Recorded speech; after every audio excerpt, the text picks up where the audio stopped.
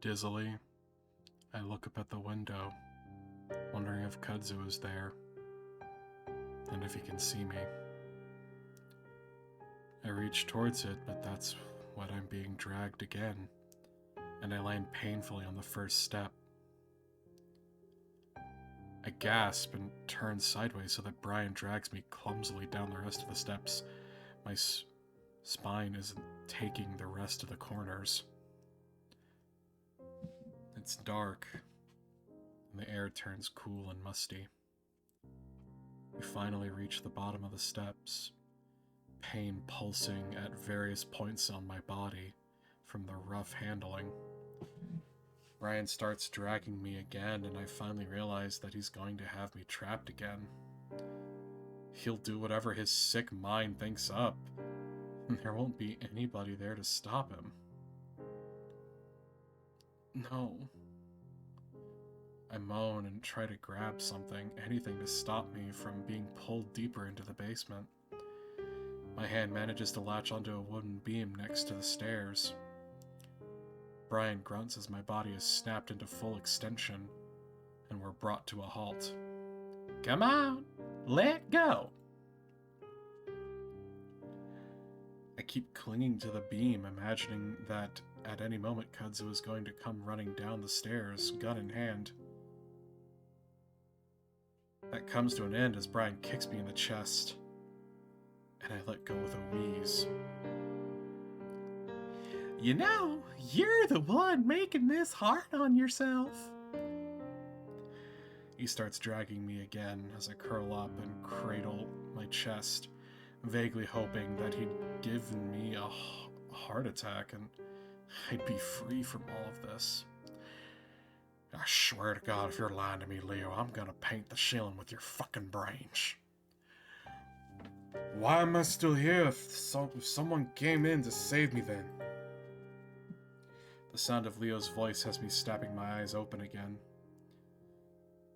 While it isn't quite as heartening as Kudzu barging in with a weapon, it's definitely relieving to hear his voice again. I'm dragged through another doorway into a brightly lit room. The fluorescent light buzzed overhead.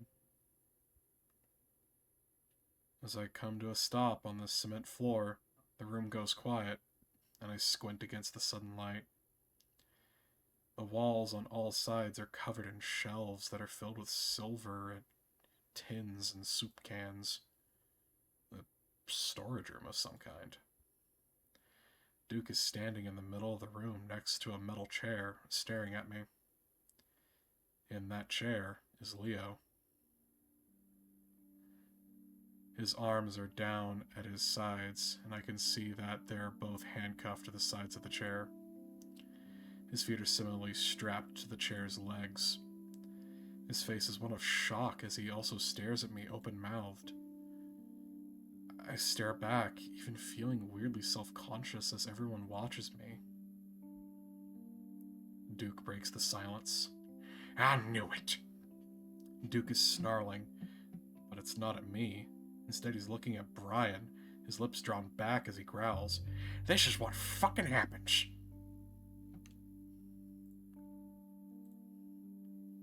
Brian scratches his head. What happens? Duke kicks the air with a foot before stamping down on the hard cement that makes up the floor of the room. This! Leo wasn't supposed to know he got away! Well, I caught him, so what's the difference? Duke lunges at Brian, swinging his arms a few times to beat his fists uselessly against the bear's bulk. Brian flinches back anyway, letting go of my foot. Leo's still staring down at me, mouth slightly less open, and I have no idea what's going on in his mind right now. I suddenly realize how stupid I was to come here with Kudzu. Sure, saving Leo as soon as possible was important, but why had I thought we could have done it alone? I should be in my car right now, halfway to Peyton, 20 minutes away from the cops. Instead, I'm in Duke's basement, about to be murdered. I slowly sit up, but just as Duke seems to finish his beating of Brian. Gasping, he turns to me. Fuck. Well, if you're here, I guess we'll just have to make use of you. He weaves his hand loosely between me and Brian. Pick him up. Wait a second, just shut up. Brian picks me up roughly, almost encircling my chest with his hands alone as he pins my arms to my sides. He holds me in front of Leo, and Duke stands to the side between us. It's only now that I notice the puffiness in Leo's left eye, some crusted blood near his brow, and some more coming from his lower lip. It's not terrible, but it's clear that he's been hit a few times. As I watch him, I can see the fear in his eyes reflected back at me.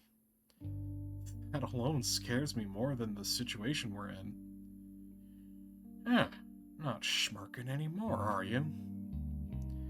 Duke bares his teeth in Leo's direction. Been trying to wipe it off your face this whole time. It turns out all I needed to do it. Or it turns out this was all I needed to do it. Duke gestures at me. You little fuck otter, huh? Leo closes his eyes and shakes his head. Why are you here? He mumbles it, almost to himself. Duke leans in closer to the wolf. Why didn't you run off if you got away? Leo opens his eyes and he's looking straight at me. Okay, real quick. I unironically adore this trope where, like, there's a person who's obviously in charge of the situation because, you know, in this case they have the gun. But then there's the two people that are just completely ignoring what that person wants and are just going back and forth at each other. I love this trope. I don't know if he expects me to answer, but the look of defeat on his face makes me feel like I have to. We wanted to save you. We didn't know where you were, what was happening. Duke suddenly leans away from Leo, towards me, his eyes narrowed. We? Who's we? I feel my stomach drop as I realize what I've just done. I mean, all of us. I saw some of my friends out there before I came here. But I'm alone. Duke studies me closely. Was there anyone else up there, Brian? Brian is sulking behind me, letting go of my shoulder occasionally to rub at his chin. Didn't see nobody, except this otter. Duke looks up at the ceiling like he's listening for footsteps or something. Duke. Duke snaps his attention back to Leo, and I notice his face is practically dancing with twitches and tics. This is crazy. Leo enunciates each word through gritted teeth, his muzzle lowered so that he's looking up at Duke eye to eye. Look at this. Look at everything you've done. It makes no sense. Duke lets out a high-pitched laugh. Crazy? You know what's crazy? Duke gestures at me again. Ask him what he saw out there. Duke turns to face me, swinging his hand from me to Leo. Go on, tell him. He doesn't believe me. The corner of Duke's eye seems to have a mind of its own, like there's some kind of living creature under the surface writhing around. Was it a little crazy? I stare at Duke entranced until Brian gives me a quick jerk. I saw a body. There were gunshots. Duke giggles. And that ain't the half of it. Houses on fire, people eating each other. You think I'm crazy for shooting Janice, but if you knew. But how the hell are we supposed to know why that is? Leo leans forward as far as his bonds let him, eyes wide, almost pleading with Duke. This started when you got here. Duke lowers his voice dangerously, leaning back towards Leo, their noses almost touching. That doesn't mean shit. Leo speaks haltingly, back at the weasel. Does this? Duke suddenly pulls the gun from the waistband of his pants and points it straight at my face. I'm barely able to comprehend it before Brian jumps to the side with me, out of the way of the gun. Fucking Christ, Duke! Don't point it at me! Leo almost stands up on his toes with the chair still attached to his body, fur bristled out all over his body. Duke's lowered the gun, though, still watching Leo. Leo slumps back in the chair, trembling. Just stop, Duke! I don't know anything!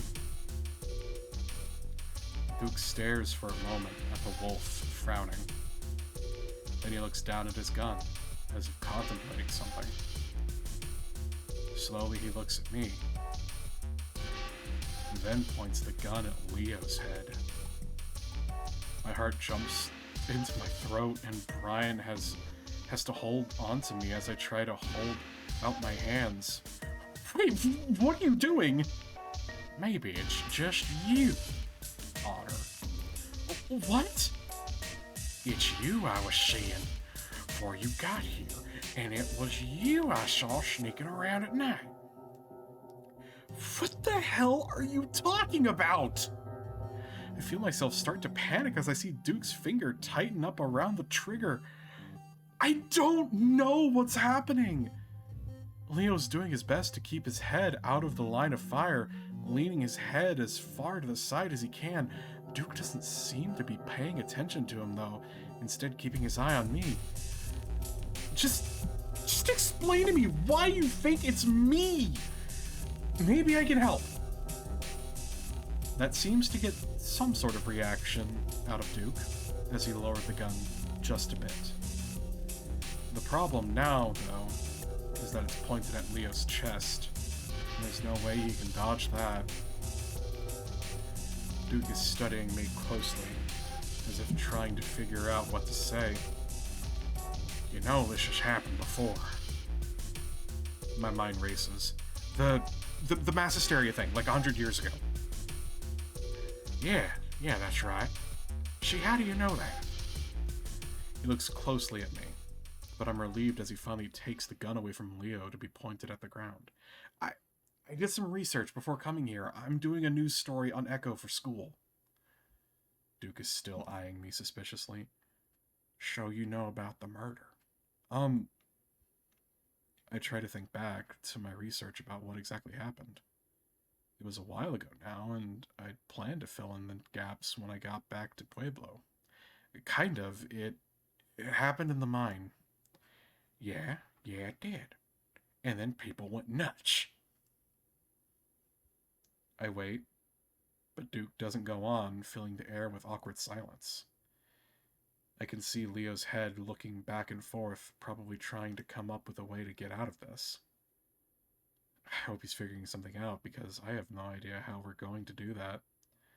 But do you know why? I'm trying to sift through Duke's psyche to figure out why he thinks this might be related to Leo and I.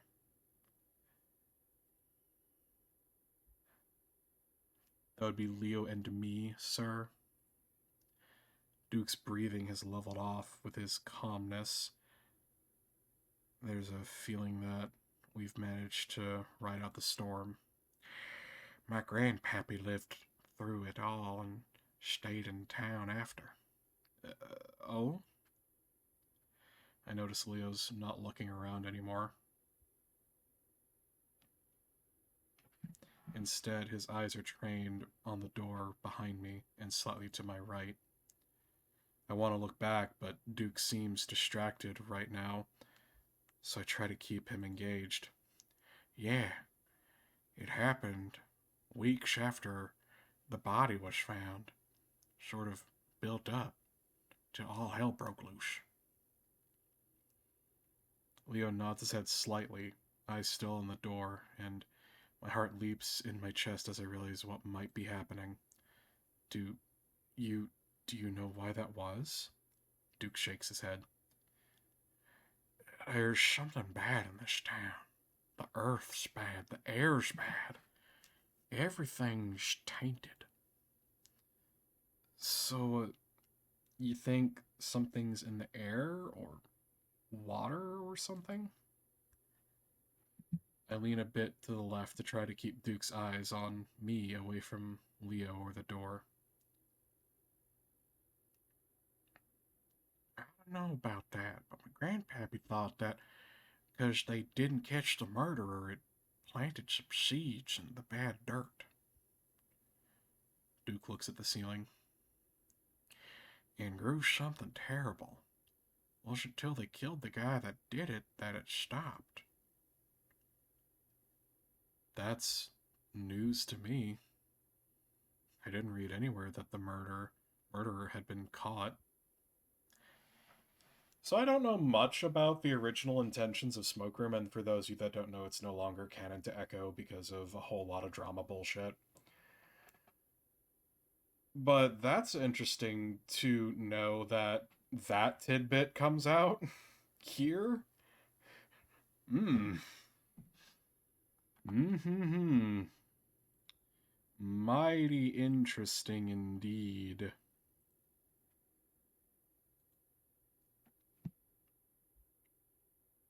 Duke looks back down at me. So I don't know what it is. If it's murder or guilt or not catching someone that did wrong.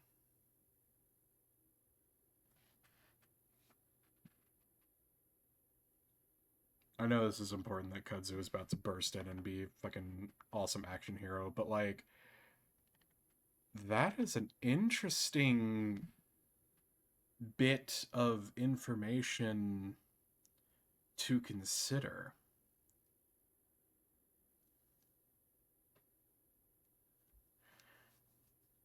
Huh.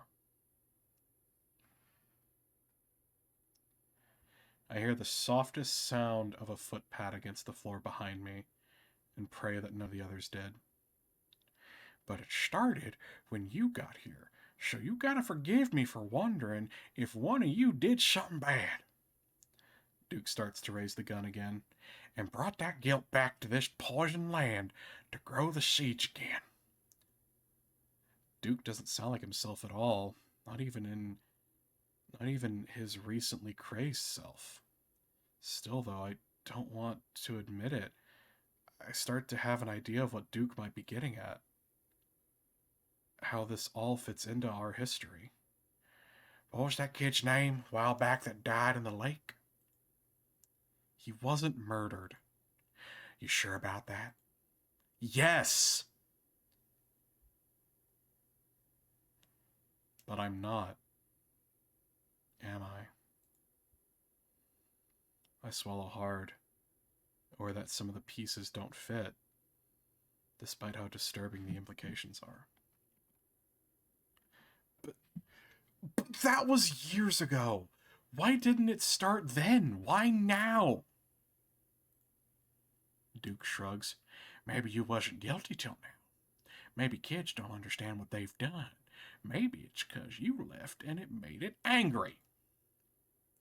But he wasn't murdered. You see it happen? No, but the person that did would never do that. So am I talking to the wrong guy right now? Who was it? I look over at Leo again, swallowing hard. Who was it? Duke starts to raise the gun again, and what happens over the course of the next minute is too fast for me to comprehend until it's over. Leo explodes out of his sitting position, face twisted with rage as he bares his teeth in a full-on wolf snarl. Though his feet are handcuffed to the legs of the chair, he's still able to lunge off the ground with his feet. He launches himself at Duke, slamming into the weasel with a painful crunch of flesh on flesh and metal on concrete. I gasp and watch as Leo starts ripping into Duke with his teeth. Duke screams and flails his arms around, apparently forgetting his weapon as it flies from his fingers. The gun slides across the ground to tap gently against the wall, just 5 feet from me. Brian keeps a tight grip on me, though, but that's when I hear a clicking sound behind me. Brian does too, and he turns sideways, allowing me to see the source as well. And there stands Kudzu, both hands on Leo's handgun, as he points it up at Brian's head. It clicks uselessly, though, and Kudzu's face is a mixed mask of terror, desperation, and confusion. The safety! Oh no, they foreshadowed that so well. Neither of them knew how to fire a gun before. Oh no! When they were in Kudzu's trailer, neither of them knew how to use a gun. Oh no. Leo is still struggling on the ground with a screaming Duke lifting his mouth from the weasel's arm to shout at Kudzu. Kudzu's eyes snap to the gun in his hand, but Brian's already moving. He kicks at Kudzu's hands and it connects violently, sending the gun flying into the air to clap against the ceiling. Brian lets go of me at that point, reaching out to catch the gun.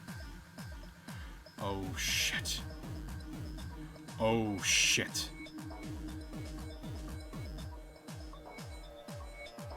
There are now officially more choices in Leo's route than Carl's route. I'm gonna be real here.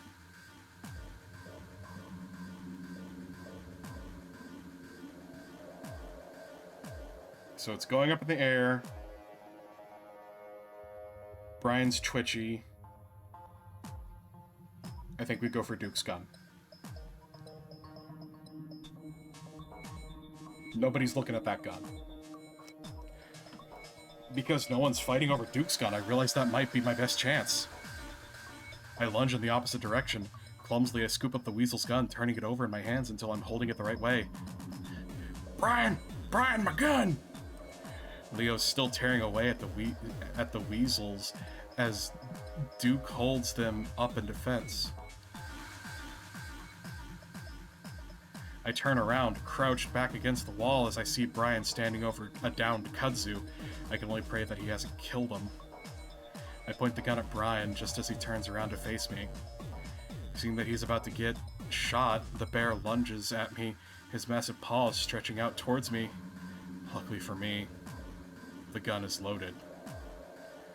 Trying to keep myself steady, I manage to find the safety and flick it off. I shoot him right in the face. The sound is so loud in the tiny room that my hearing goes out for a moment. Brian crumples to the floor, and the room goes quiet, but only for a moment. An earthly howling sound comes from the bear as he slowly props himself up on his hands, looking back up at me. So, this is the part where I loop back to something I said earlier. You shoot a bear in the head with... You shoot a hair in the bed... shoot a hair in the bed. Shoot a bear in the head.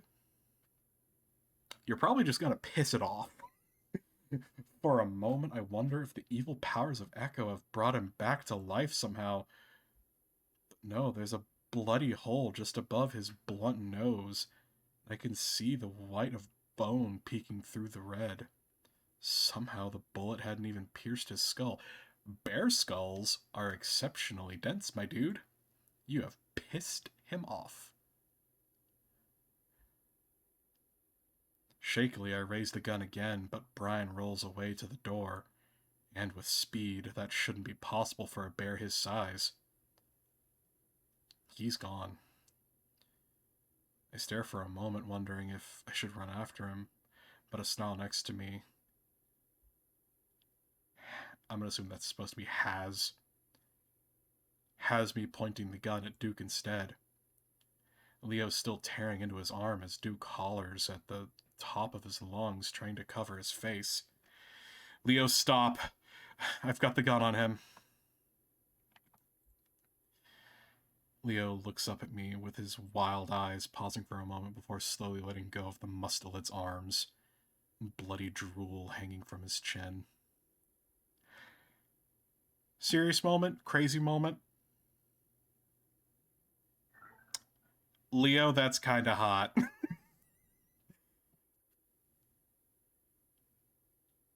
that's that's kinda hot, Leo. Not gonna lie. I try to ignore that and keep the gun trained on Duke's head as Leo flops to the side in his chair. After seeing how little the bullet had affected Brian, I'm not so confident it will do much damage to Duke. People really need to learn animal anatomy. Maybe bears just have thicker skulls, but I'm more worried that the gun is just shit. This isn't like Fallout, where your RPG gun weapons just do crap for damage. Oh my god. Duke doesn't move, though, as he lays back against the concrete, eyes closed, gasping for breath. His arms are at his sides, both of them leaking blood onto the ground. Leo really did a number on them. He definitely needs to go to the hospital. A hand touches my shoulder and I jump. I look back and see that it's Kudzu. Sorry. You okay? Leo's gun hangs loosely from one of his hands. Kudzu, you fucking saved our lives. I grin at him as I almost sob with relief. I want to hug him, but I have to keep the gun on Duke. Of course. I'm sorry I didn't stop him when he took you. I wasn't sure what to do. He touches my shoulder again, and I can feel him trembling. Don't worry about it. We're okay now. Can someone get me out of these handcuffs, please? My arms are fucking killing me. Killing you? You ripped mine apart. Duke is practically sobbing now, curling up on his side to hold his arms to his chest. Fuck you, asshole! Leo spits at him as he tries to adjust his position on the floor. Where are the keys, Duke? Duke takes in a shuddering breath as he holds it for a few seconds before answering. Rat pocket. Kudzu walks over and kneels next to the weasel, sifting through his pocket. Keep an eye on the door, Chase, in case Blubbergut comes back. I try to angle myself so that I can keep an eye on both the door and Duke, even though I'm pretty sure the latter is through at this point. Kudzu pulls the small metal key out before moving over to Leo, fumbling around for a good while before the handcuffs finally drop to the ground. Leo kneels there for a moment, wringing out his wrists. You okay? He smiles at me. I'm a little sore, but I think I'll be alright. He gets unsteadily to his feet, taking a pair of handcuffs up with him before bending quickly to give me a kiss on the head. Ew, okay, less hot. Bloody, bloody, dripping muzzle kisses on the head. Less hot. I'm so happy you're okay, Chase, and thank you, Kudzu. He slaps the raccoon on the back before turning his attention to the weasel. Duke notices and quickly curls up tighter. I was just trying to help everyone! Leo grabs him by the bloodied arms before yanking him up violently to his feet. The weasel screams double as the wolf twists his arms behind his back, handcuffing them. Why the hell do you have so many handcuffs anyway? Duke starts sobbing again until Leo whips him around and slaps him across the face. Duke sways, stunned by the power of the blow, before Leo brings the hand back and hits him on the other cheek. Shut the fuck up! Leo ignores Kudzu as he pulls the chair back up and throws Duke into it so violently that it almost tips over. Please, I'm sorry, I just want to help. Duke cowers as Leo raises his hand again. I realize how tightly I'm holding onto the gun, and though I'm pointing it at the ground now, I'm sure to take my finger off the trigger. Leo's violence is a little disturbing. It's almost comforting to have him throw his weight around after how the weasel had threatened us. God, right? I'm sitting here, I'm feeling a little something something. It's like, it's like Moto from the Goat movie. You feel weird and you don't know why. uh, but you know what? I hate to say it, but we're at time, folks. And I gotta go work. I gotta go work through something now. I'm not. I got a lot of complex feelings about Leo now because this is excessive violence. However, it's retaliatory violence. But at the same time, this is excessive violence. It's like Duke's an old man. Come on, we don't got to be doing this now. And he's a meth head, so he's got bones made out of paper mache. I gotta sort out how I feel about this. So anyway, thank you all so much for watching. I hope to see you in the next one. Have a good night, guys.